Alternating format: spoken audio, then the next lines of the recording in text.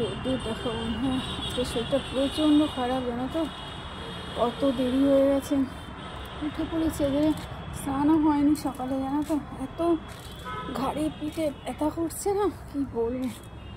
আর ready হয়ে নিয়েছি, এবার একটু বেরিয়ে পড়বো।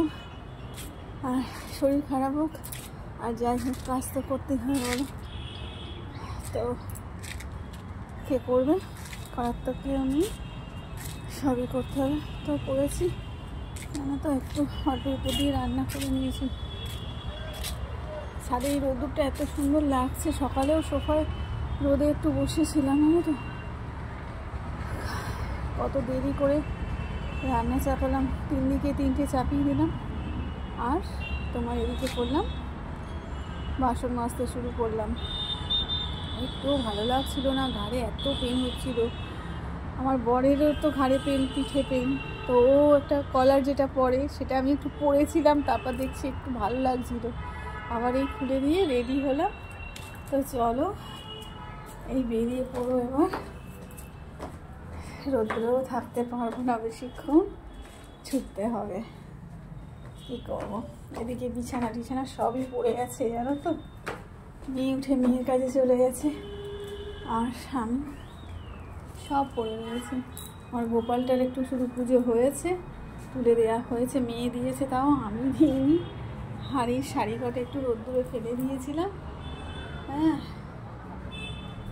যা হোক করে ভালো লাগছে না তো, প্রচুর খাটনি হয়ে যাচ্ছে, এত খাটনি হচ্ছে যে কি বলবো, প্রচুর খাটনি হয়ে যাচ্ছে।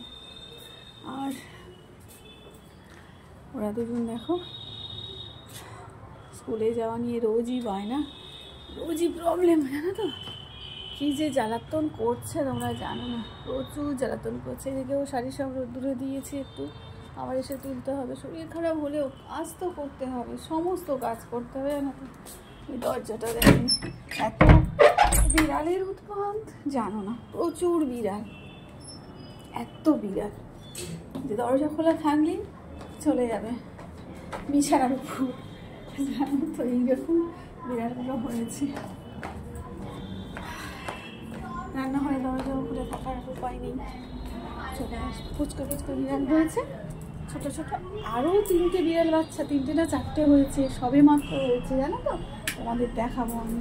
আমাদের ওই একটা ঘর আছে ছোটো মতন, সেই ঘরের মধ্যে আরও অনেকগুলো বিড়াল বাচ্চা দিয়েছে, সবে মাত্র দিয়েছে। তো একদম ছোটো, পি পি করে ডাকছে জানো তো। বন্ধুরা রান্না করছি, রান্না শেষ হবে তো। এই যে পেঁয়াজ কালি আলু ভাজা, আর তোমার কাঁচা লঙ্কা চেরা করে দিয়েছি, তো ভাজছি। আর এদিকে করেছি